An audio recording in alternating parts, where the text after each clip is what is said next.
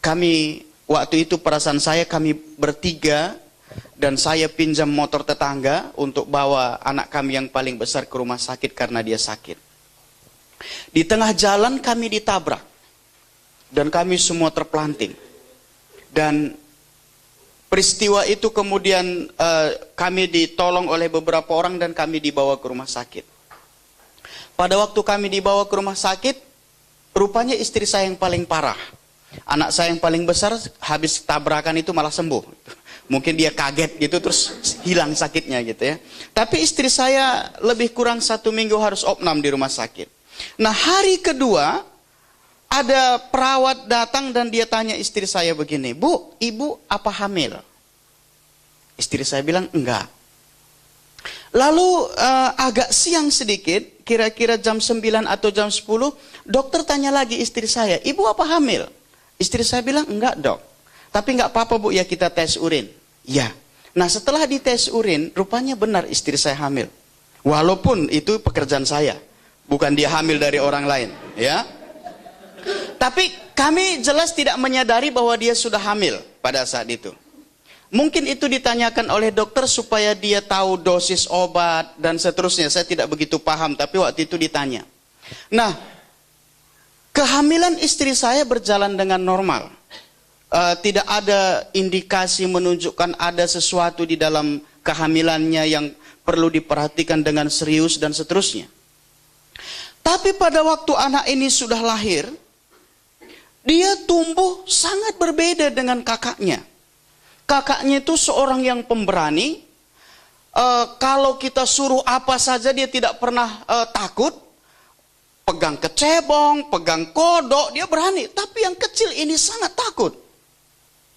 Dan pada waktu kami mengerti pelayanan ini, kemudian kami berpikir kenapa? Satu malam, karena kami biasanya berdoa malam, pagi nggak bisa berdoa karena sudah mulai sekolah dan seterusnya. Biasanya kami berdoa malam. Lalu kami berdoa dan kami bertanya kepada Roh Kudus, kenapa Tuhan anak ini begitu pengecut, begitu penakut? Dia bisa histeris gitu karena takut. Kadang-kadang tidak tahu apa-apa, dia tiba-tiba nangis. Pada waktu kami berdoa, anak ini bilang begini, "Mama, atu tatut." Gitu. Interpretasi ibunya mengatakan, "Mama, aku takut." Karena ibunya tahu bahasanya gitu, saya kurang tahu. Nah, lalu kami mulai berpikir kenapa dia takut.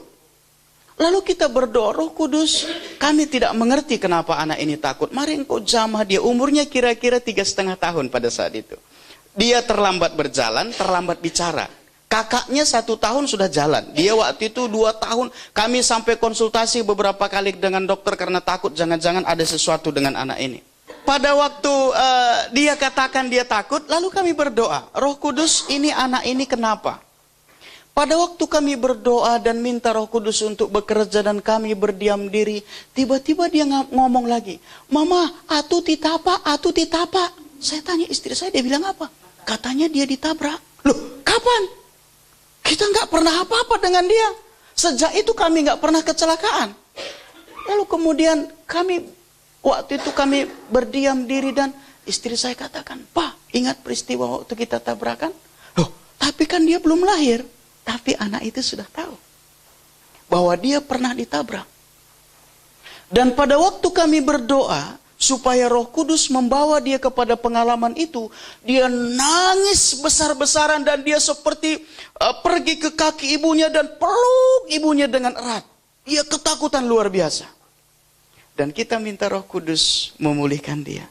Sekarang saudara, tidak seperti dulu lagi. Beberapa orang di sini sudah kenal dengan anak kami, bahkan sangat agresif. Dia orang yang sangat care. Satu hari saya tidak di rumah, yang telepon hanya dia biasanya. Bahkan teman-teman di DP sering dia telepon. Kalau dia ada pulsa gitu, dia akan telepon, nggak tahu dia telepon siapa, dan dia cepat menghafal nomor. Dia nggak tahu cara bagaimana menyimpan nomor, tapi dia ingat-ingat. Oh, ini nomor papa, ini nomornya Mas Bagus gitu, dia telepon. Ya. Dia care orangnya, dia sangat menyenangkan. Kenapa? Dulu dia sangat penakut. Dia punya trauma.